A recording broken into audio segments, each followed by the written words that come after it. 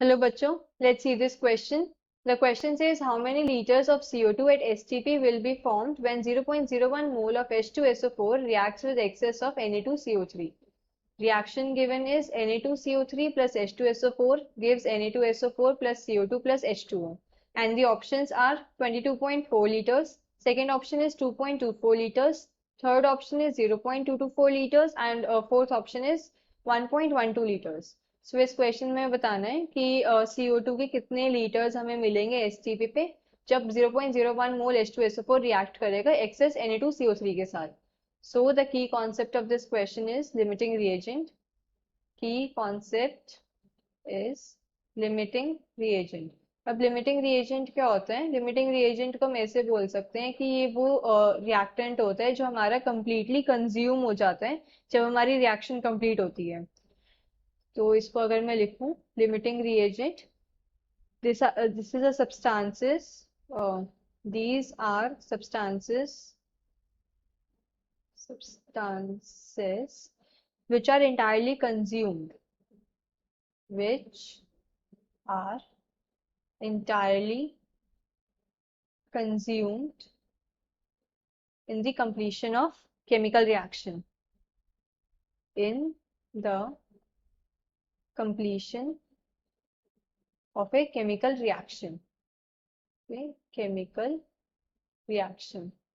अब क्या होता है कि हमारी जो केमिकल रिएक्शन होती है उसके अंदर ऐसा हो सकता है कि कुछ जो रिएक्टेंट्स हैं वो ज़्यादा अमाउंट में गिवन होते हैं, कुछ रिएक्टेंट कम अमाउंट में गिवन होते हैं. तो हम लिमिटिंग रिएजेंट कैसे बताते हैं? हम रिएक्शन की स्टिचियोमेट्री के अकॉर्डिंग देख के हम बताते हैं लिमिटिंग रिएजेंट, एंड वो वाला रिएजेंट होता है जो पूरा इंटायरली कंज्यूम हो जाता है. तो हो सकता है कि वो पूरा कंज्यूम हो गया एंड बाकी जो और रिएक्टेंट्स गिवन है वो बच जाए. तो जो हमारा प्रोडक्ट होता है, हमें प्रोडक्ट कैसे पता लगेगा? वो हमें लिमिटिंग रिएजेंट से पता लगता है कि हमें जो प्रोडक्ट मिलेगा वो कितना मिलेगा. सपोज अगर मैं एग्जांपल लूँ, मेरे पास ये इक्वेशन है हेबर्स प्रोसेस. इसमें क्या है N2 प्लस 3H2 और इससे मुझे मिल रही है अमोनिया, 2 अमोनिया. तो ये मैंने एक एग्जांपल लिया. इस एग्जांपल के अकॉर्डिंग क्या है कि 3 मोल्स ऑफ हाइड्रोजन को 1 मोल ऑफ नाइट्रोजन चाहिए, तब हमें क्या है 2 मोल्स अमोनिया मिलेगा.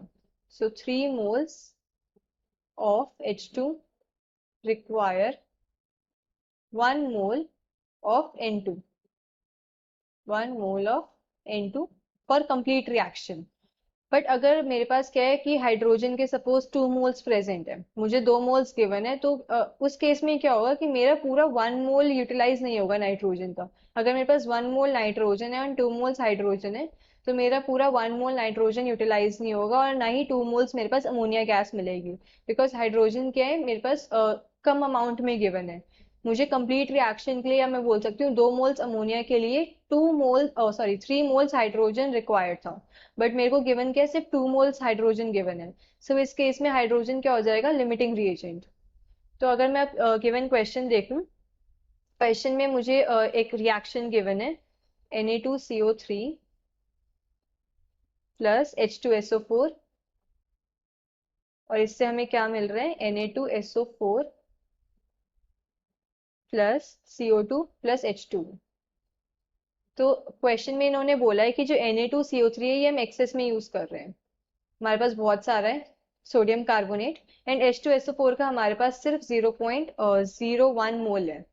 तो अब इस क्वेश्चन के अंदर, इस रिएक्शन के अंदर क्या हो गया, H2SO4 हमारा लिमिटिंग रिएजेंट हो गया क्योंकि ये हमारे पास सिर्फ 0.01 मोल है, बट Na2CO3 क्या है, ये हमारे पास एक्सेस में है, लिमिटिंग रिएजेंट. अब क्या है कि 1 मोल H2SO4 से हमें 1 मोल CO2 गैस मिल रही है, और हम बोल सकते हैं कि 1 मोल H2SO4 और 1 मोल Na2CO3 की रिएक्शन से हमें 1 मोल CO2 गैस मिल रही है. 1 मोल Na2CO3 प्लस 1 मोल H2SO4, इनसे हमें क्या मिल रहा है? 1 मोल CO2 गैस प्रोड्यूस हो रही है, 1 मोल CO2. अब 1 मोल CO2 क्या होती है एसटीपी पे? अगर हम देखें 1 मोल CO2 रिप्रेजेंट करती है 22.4 litres at STP, 22.4 litre at STP. तो 1 मोल N2CO3 और 1 मोल H2SO4 से 1 मोल CO2 मिल रही है. अब हमारे पास H2SO4 का क्या है? 0.01 मोल है, ये लिमिटिंग रिएजेंट है.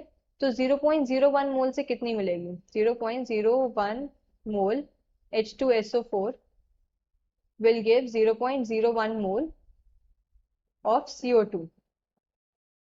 0.01 मोल CO2 मिलेगी।